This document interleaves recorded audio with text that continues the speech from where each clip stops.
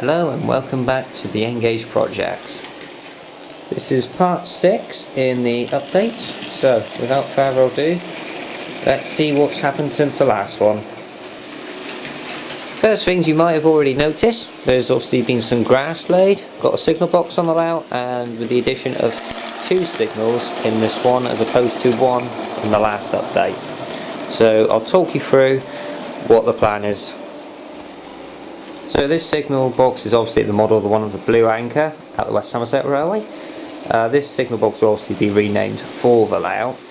This just happened to be the one I was quite happy with fitting into the region it would have been on, and well, looking at another photo from another layout on Facebook, it just seemed like the perfect signal box. I purchased this one from Digitrains, and it is from Bachmann's Scenic Craft in Engage range.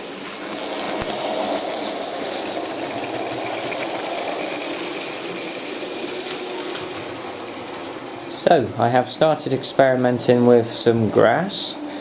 In the middle here, this is using static grass. However, I'm not really satisfied on how it's come out, so I am likely to take it up and do it again. The obvious difference over here, this is just Woodland Scenic's flock powder as opposed to the static grass here. For those who don't really know what static grass is, basically it just goes through, hang on, I'll show you in a minute. This is a static grass applicator, and as you can see there's grass already in there. Basically as that falls through this like wire net here and onto the surface you're putting it onto, the grass will actually stick up like real grass, just like your own garden basically. Sadly for this update, my signals decided they just wanted to stop working as I started to film this, so unfortunately I can't show you them both working. So that's something obviously I need to look into to why they're not working, and we'll get that sorted. The control panel on the front has had some attention.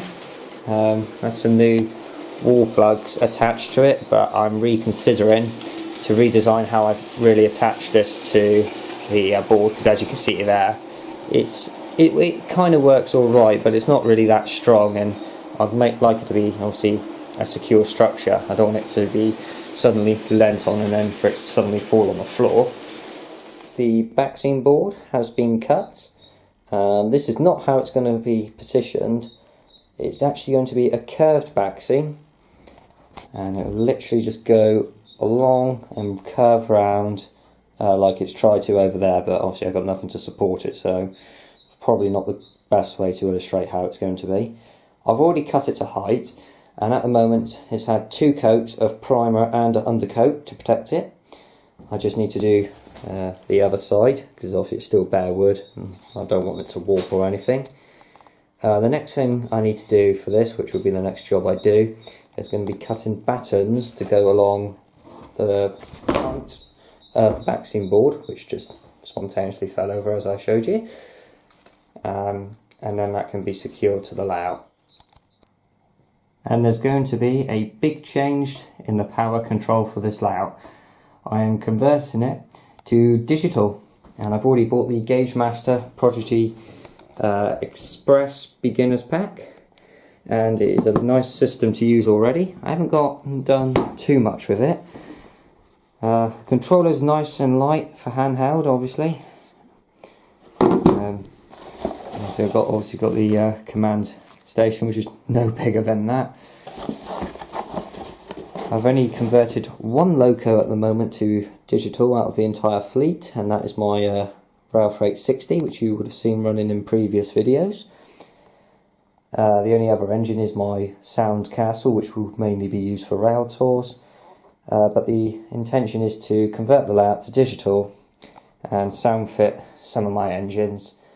I will be sound fitting my Railfreight 37, and then I'm likely to do 37207 William Cookworthy shortly after, and just gradually over time either convert them to digital without sound or digital with sound. All depends. I mean, sound is more expensive, but it does help that I've already got the engines. So I'm only really paying for a sound chip and a speaker.